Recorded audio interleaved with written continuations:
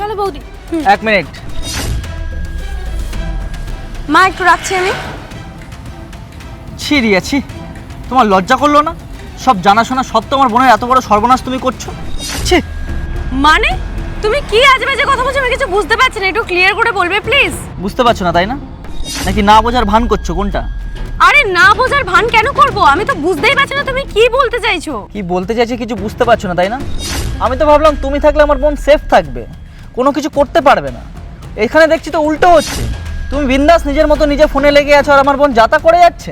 দাঁড়াও এক মিনিট, তুমি কি বলতে চাইছো সেটা ক্লিয়ার ভাবে বলো, আমি বুঝতে পারছি না। কেন ব্লেম করছো আমাকে সবকিছুর কারণে? ও তাহলে তুমি কিছুই জানো না তাই না? তোমার সাথে থেকে আমার বোন অন্য লোকের সাথে প্রেম করছে, নোংরামো করছে, তুমি বুঝতে পারছো না? আরে বুঝবেই বা কি করে? তোমার মাথায় তো সেটা নেই, তোমার মাথায় ফোন আছে, ফোন সেটা নেই পড়ে থাকো তুমি। আর তোর লজ্জা করলো না একবার এই সব কিছু করতে? নিজের বাড়ি, নিজের ফ্যামিলি, নিজের দাদার মুখ কালো করতে? ছি। দাদা তুমি যেটা ভাবছো সেরকম কিছুই না। এই